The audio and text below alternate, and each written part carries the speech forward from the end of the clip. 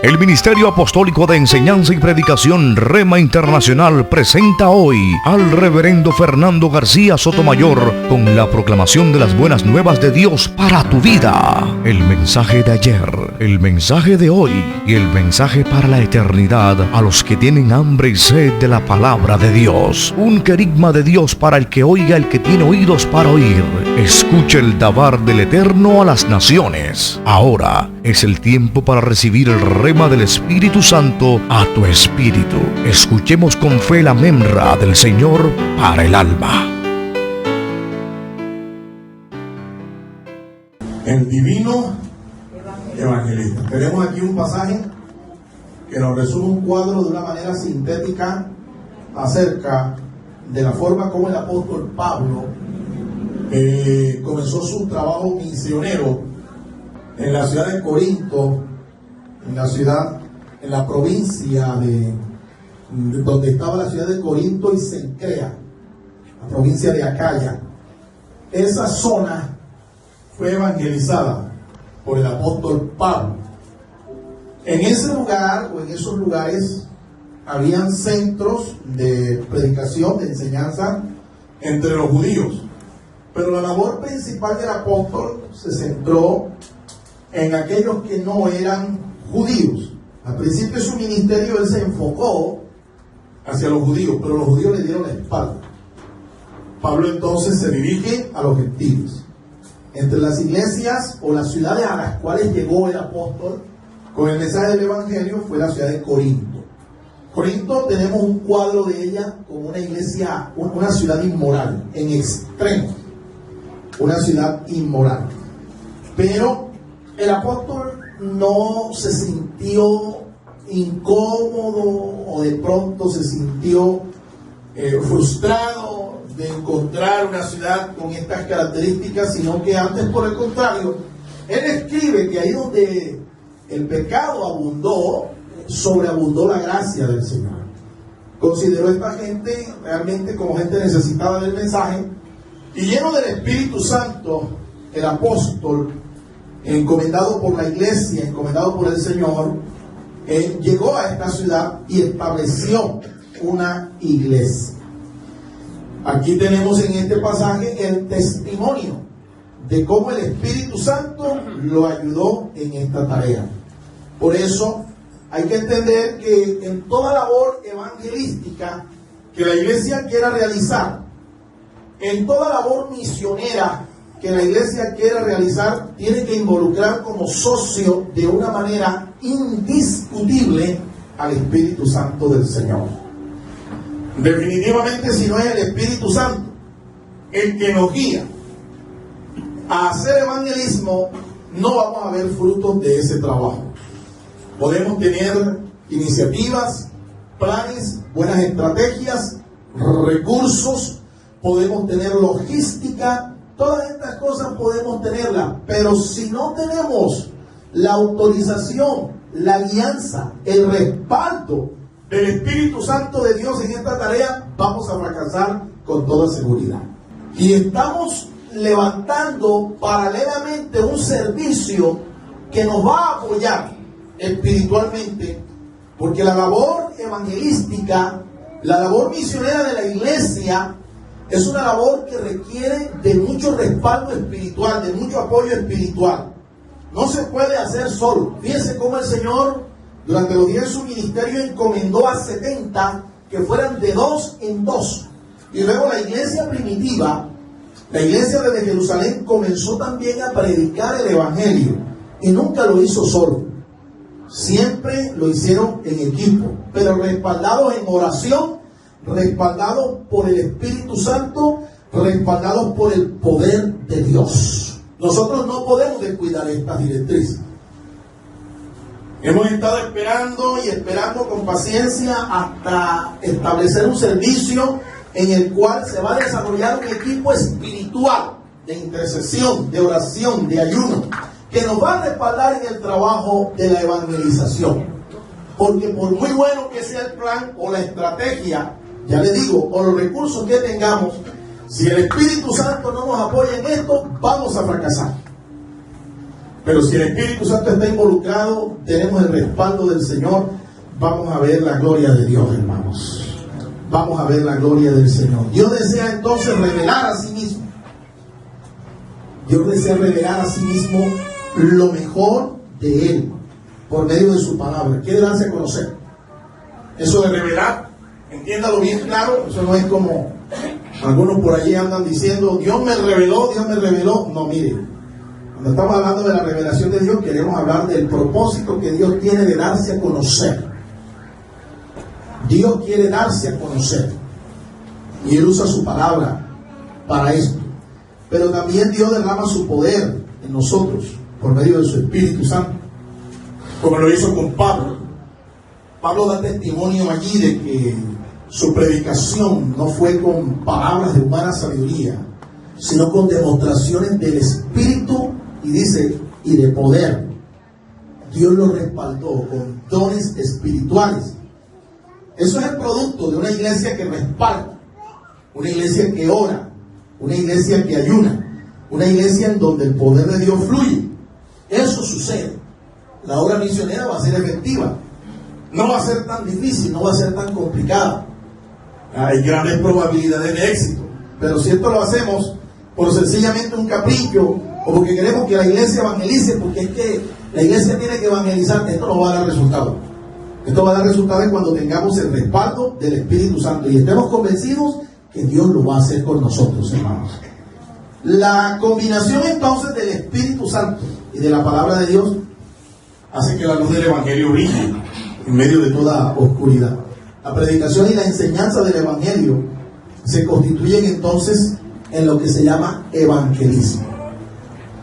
Eso es la proclamación de las buenas nuevas de salvación en Jesucristo. Por medio de la enseñanza o la predicación se constituye evangelismo. Y el evangelismo se hace en el poder del Espíritu Santo. Evangelismo que no se haga en el poder del Espíritu Santo no es evangelismo. Es sencillamente una estrategia humana de crecimiento. Pero cuando se hace en el poder del Espíritu Santo, esto se transforma en evangelismo. Y miren lo que sucede cuando una ciudad es evangelizada. Esta ciudad de Corinto, una ciudad inmoral, fue transformada por el poder de Dios. El evangelio llegó a muchas vidas y allí se levantó una iglesia espiritualmente poderosa, llena del Señor.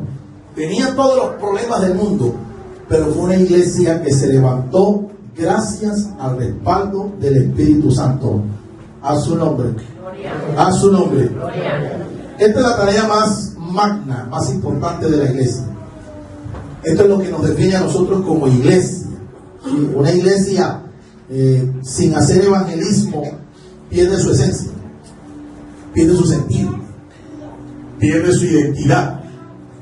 Hay lugares que tienen nombre de iglesias, pero no lo son. Parece más que todo es un club social o un equipo deportivo, ¿sí? O un clan de damas o de caballeros, una logia, algo así, pero no es iglesia. ¿Por qué? Porque no tiene identidad, porque no tiene sentido, porque la esencia que muestra no es la de una verdadera iglesia de Jesucristo. Allí se exalta el nombre de cualquier otra cosa o cualquier otra persona, menos el nombre de Jesucristo. Allí se enseña cualquier otra cosa, menos la palabra de Dios. Eso no es iglesia. Y hoy nosotros vemos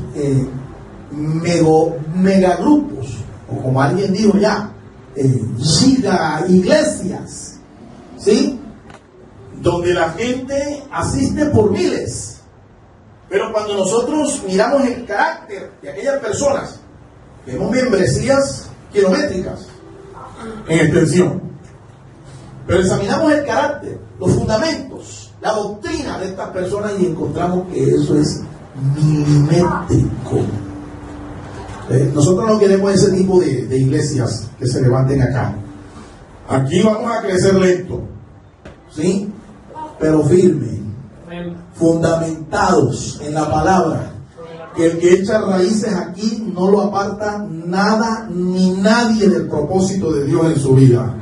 ¿Cuánto da gloria al Señor, hermanos? Gloria sea el nombre del Señor. Ahora, la gran comisión, esa es la tarea nuestra, esa es la tarea más grande de la iglesia.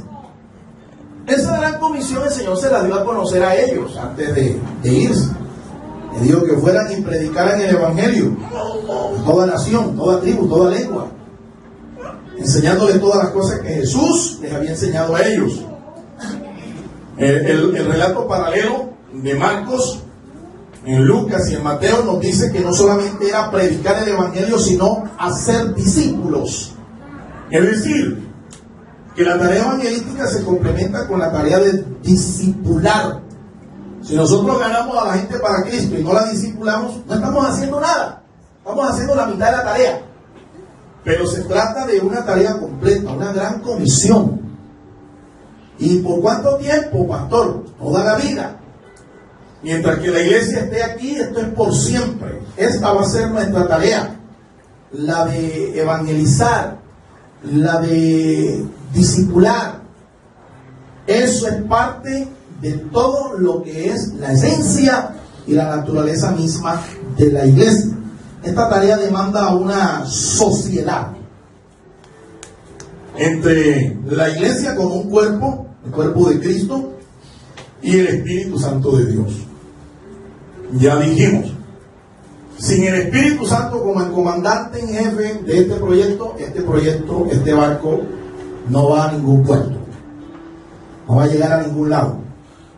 Pero si es el Espíritu Santo, mi amado hermano, créalo que esto no lo va a parar nadie.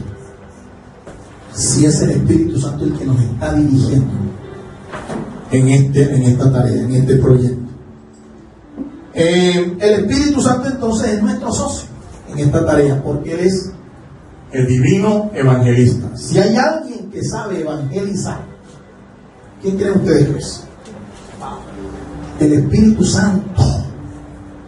Si hay alguien que sabe evangelizar, es el Espíritu Santo. Es más, en la tarea de que la gente se vuelva al Señor, el 99.999999 es tarea del Espíritu Santo.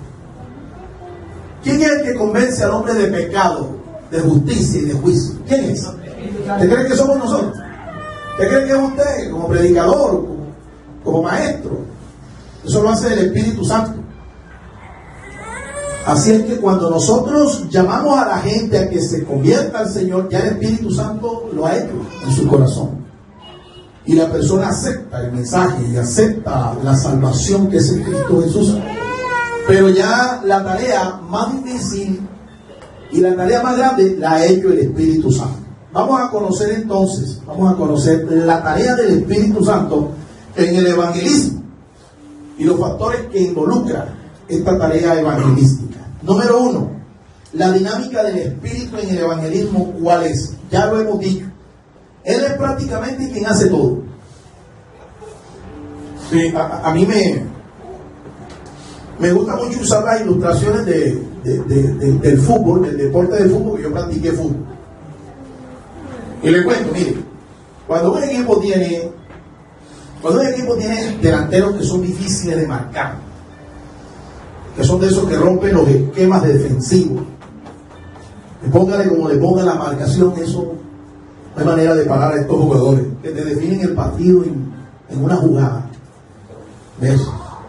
¿Sabe qué hacen los técnicos y algunos jugadores que tienen visión de equipo, tienen visión de campo?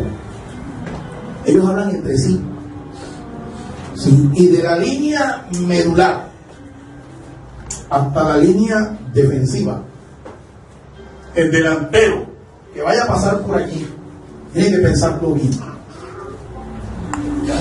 Hubo dos jugadores, sí señor, eso se llama escalonamiento defensivo. Hubo dos jugadores colombianos que se destacaron cuando fueron a la Argentina, fueron al exterior. Dos jugadores que llevaron a su equipo a ser campeones, inclusive hasta intercontinentales. Ellos se llaman Mauricio Serna y Jorge Bermúdez. A uno le decían el Quillo y a otro le decían el patrón.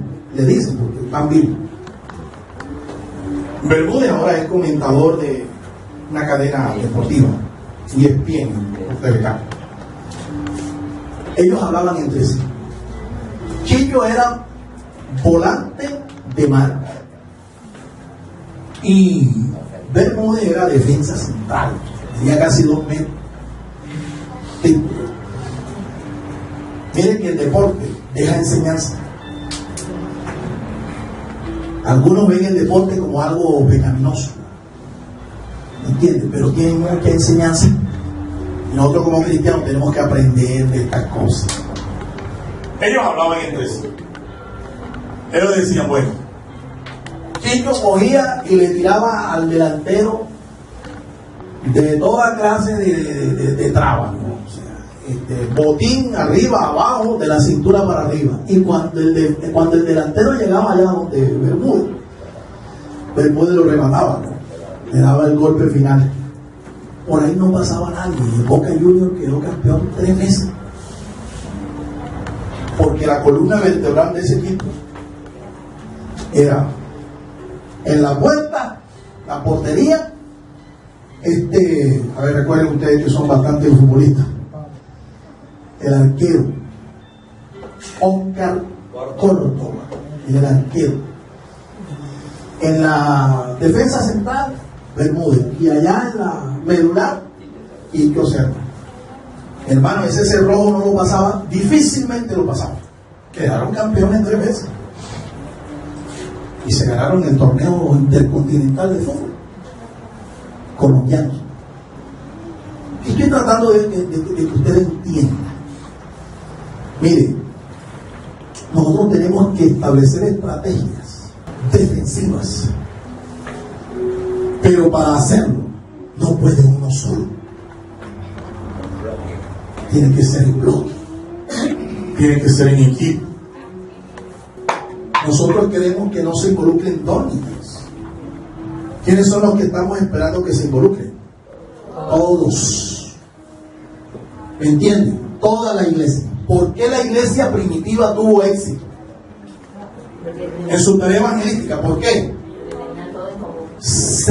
Tenían todo en común y la tarea de evangelizar la hacían todos. Eso no solamente lo hacían los apóstoles. Todo el mundo hacía su parte. Todo el mundo daba testimonio. Ya ven, se trabajaba en equipo, colectivamente. Se trabajaba con una misión clara. Claro, cuando hay entonces unidad, cuando las cosas están claras, qué es lo que se quiere, y hay dirigentes que saben llevarlo a uno, créanlo, mi hermano, que ese equipo es incontenible. Ese equipo es un equipo vencedor. Nada lo podrá detener. Si nosotros queremos que la iglesia se desarrolle en todos estos aspectos, espiritual y todo lo que hemos hablado, tenemos que trabajar también en equipo. ¿Cuánto dan gloria al Señor? Y colocar al Espíritu Santo, mi hermano, como el capitán de campo. El Espíritu Santo es el que nos tiene que dirigir en todas estas cosas. Cuando nosotros no tengamos la guianza y el respaldo del Espíritu Santo en algo, no lo hagamos, porque no vamos a llegar a ningún lado. Antes, por el contrario, estas cosas lo que nos van a provocar a nosotros son cansancio, frustraciones, tristeza, y inclusive a veces inseguridades.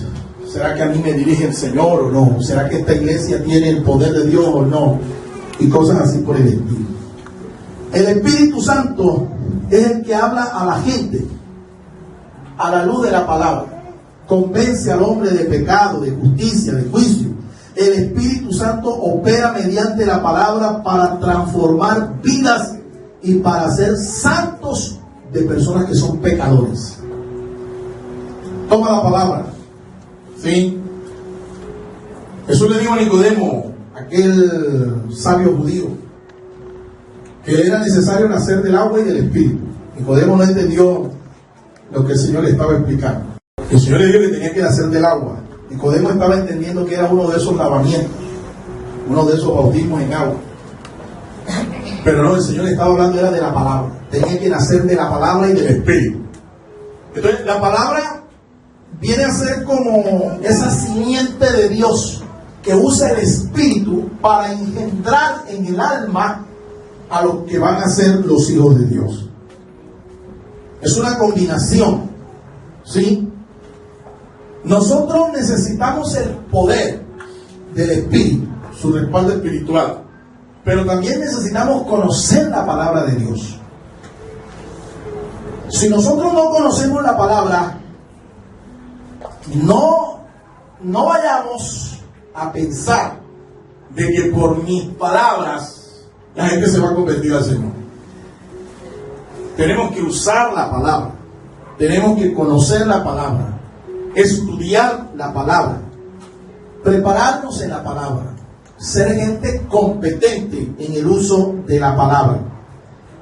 Al combinar entonces las dos cosas se van a producir los milagros que nosotros estamos esperando. El Espíritu Santo nos ayuda a interceder por las almas. El Espíritu Santo nos ayuda a obrar efectivamente. El Espíritu Santo nos guía para ganarlos, nos capacita para evangelizar. El Espíritu Santo ha venido a revelar a Cristo a la gente. Esa es su tarea. Al inconverso le dice quién es Cristo. Ahora, la religión le dice al hombre quién es Cristo. Y muchos por eso se convierten en religiosos. Y creen conocer la salvación de Dios porque tienen una religión. Pero cuando es el Espíritu Santo quien revela al inconverso quién es Cristo, ocurren las conversiones, ocurre el arrepentimiento. Dice el apóstol ahí en esa primera carta a los Corintios, vaya conmigo allá al capítulo 12, leamos el versículo 3 para que vea usted lo que hace el Espíritu Santo en la persona que entiende quién es Cristo. Primera Corintios capítulo 12, verso 3. Por tanto os hago saber que nadie que hable por el Espíritu de Dios llama anatema a Jesús, y nadie puede llamar a Jesús Señor sino por el Espíritu Santo. Escuche eso, esa última frase. Nadie puede llamar a Jesús Señor sino por medio de ¿quién? Te lo voy a repetir. Nadie puede llamar a Jesús ¿cómo? Señor, si no es por el Espíritu Santo. O sea, si el Espíritu Santo no te revela o no le revela al pecador quién es Jesús, la gente no se va a convertir al Evangelio de Jesucristo. Ahora, ¿qué es lo que el Espíritu le revela al inconverso acerca de Jesús? ¿Que Jesús es quién? El Señor. Pero, ¿qué significa esa frase? Señor. La frase Señor viene del griego Kyrios, que se atribuye no a los señores, gobernantes, dirigentes, jueces, maestros o personas importantes del mundo. La frase Kyrios solo se le atribuye a Dios. Cuando nosotros decimos que Jesucristo es el Señor, lo que estamos diciendo es que Jesucristo es ¿quién? El Kyrios. Él es Dios. Los judíos le cambiaron en sus traducciones la expresión Señor, en donde estaba el nombre de Dios, y le colocaron la expresión Adonai, que traducida es Señor, del hebreo. Adonai traduce del hebreo Señor. Es la misma frase, la misma expresión que se toma en el griego, pero en el griego se dice Kyrios. Cada vez que el traductor bíblico encontraba el nombre de Dios en las escrituras, para no pronunciar el nombre sagrado, lo reemplazaba por el eufemismo Adonai, que traduce, como dijimos, Señor. Ahora entiendan. Cuando el Espíritu Santo le revela al inconverso que Jesucristo es el Señor, una vez más te digo, lo que le está diciendo, lo que le está dando a entender a su alma, es que Jesucristo es el Adonai del antiguo pacto, que Jesucristo es el Señor del nuevo pacto, que Jesucristo sencilla y llanamente es Dios.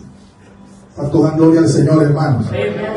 Y cuando la gente entiende que Jesucristo es más que un profeta, es más que un mártir, es más que un personaje de la historia, cuando entiende que Él es Dios, la cosa es diferente.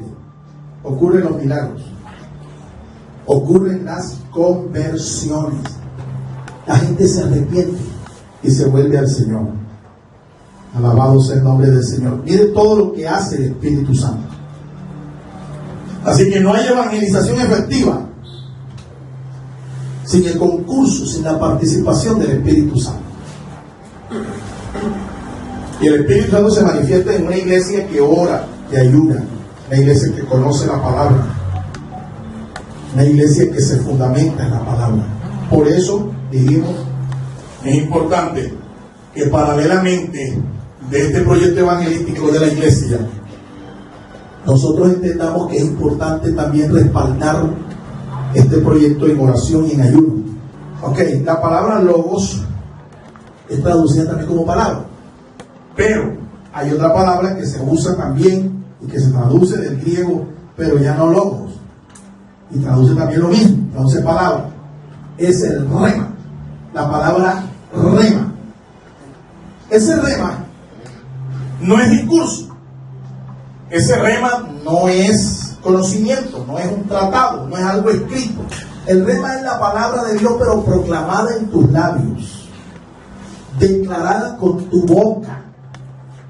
Por eso dice ya en Romanos capítulo 10, ¿sí? Que si creyeras en tu corazón, ¿verdad?, que Jesús es el Señor, y confesares, ¿con qué? Con tu boca, que el Señor le levantó de los muertos, serás salvo. La salvación tiene que declararse. El señorío de Jesucristo tiene que declararse. No solamente debe creerse en el corazón, sino que tiene que confesarse, tiene que declararse. Cuando Pedro el apóstol predicó el día de Pentecostés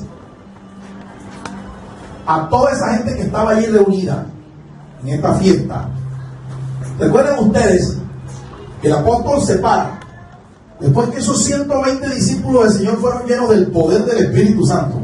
Él se para a predicar y él les dice a ellos: oíd mis palabras. Y la expresión que se usa ahí en Hechos capítulo 2, desde el verso 14 en adelante, no es la expresión logos, es la expresión rema. Es la expresión rema. Oíd mi rema. Es lo que le dijo el apóstol Pedro.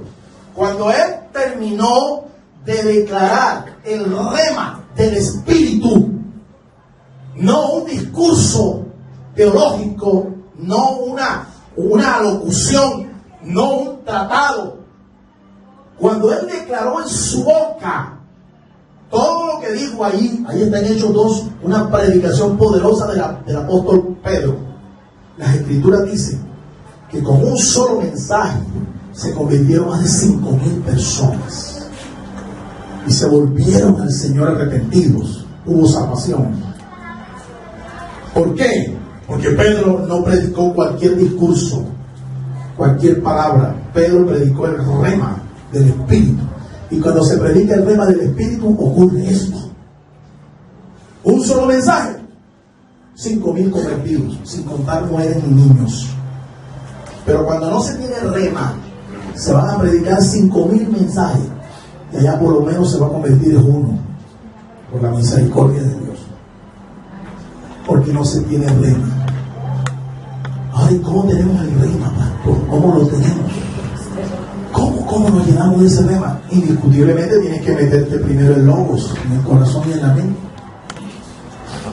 Porque no hay rema si no existe el logos escrito en tu mente y en tu corazón.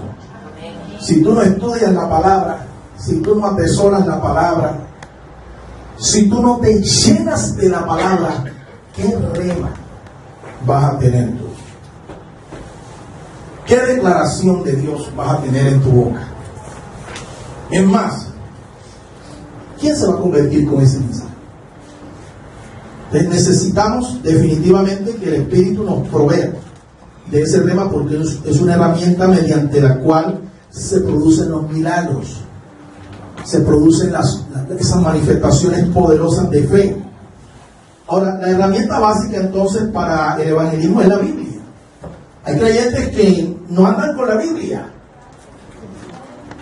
Ellos son de los que dicen, no, a mí el Señor me da el rema, pero resulta que no conocen la Biblia, ni la leen. Yo tengo ese rema del Espíritu. ¿Cuál rema? Puro bla. Y yo sé, pastor, está escrito, yo sé que está, hay un texto ahí que yo me lo sé, está ahí en la palabra, está ahí. Es un rema del Señor. ¿Cuál es? Dios dice, ayúdate que yo te ayudaré. ¿Cómo no? Discutió mi hermana y decía ya en el seminario Que la Biblia decía que ni una hoja de un árbol se cae si no es por la voluntad de Dios. Yo le dije, ¿dónde está escrito eso? Sí, Señor, así dice, pastor. Vea, yo se lo digo por la palabra, ahí está. Ni una hoja de un árbol se cae si no es por la voluntad de Dios. Mi hermana, yo sé que eso es verdad, pero yo lo que quiero saber es dónde está escrito. Y yo digo, vamos a buscarlo. Y bueno, y hoy tenemos muchos recursos electrónicos y buscamos. En ningún lado existe ese versículo. Solo escuchó ella de una canción, de un himno antiguo. ¿Entiendes? Ni las hojas de los árboles se mueven, ¿verdad? Si no es por tu voz. Resulta que ella cree que eso es un versículo. Así tenemos muchos creyentes que desconocen la Biblia. Es el producto de gente que no conoce la palabra. Ahora, eso es normal entre los paganos, pero entre los creyentes, que haya creyentes que anden preguntando, bueno, eso será verdad. Eso pastora, eso sucedió así. Claro. Entonces, ya no saben si fue Moisés el del arca o si fue Noé, ya no entienden quién es el que fue, si fue Abraham el que sacrificó o fue Isaac. Mejor dicho, no saben si fue Sansón el que estuvo en la casa de Potifar. Encontrar películas, mejor dicho, o sea, paquitos más que lo del hombre araña ahora, pero aplicados a la Biblia. Miren, el creyente debe conocer la Escritura. Si no conoce la Escritura, ¿cómo va a dar testimonio de su fe? No conoce la Biblia. ¿Ven? Tiene que disciplinarse. Usted como creyente tiene que disciplinarse. Para este año sea un propósito para usted el leer todas las Escrituras, toda la Biblia, desde Génesis al Apocalipsis. El Ministerio Apostólico Rema Internacional pone a disposición esta predicación. Ofrecemos ministración a simposios, seminarios, campañas evangelísticas, educación globalizada sana y de carácter interdenominacional. Escríbanos a ministerioremainternacional@gmail.com o llámenos al celular 316-270-7181.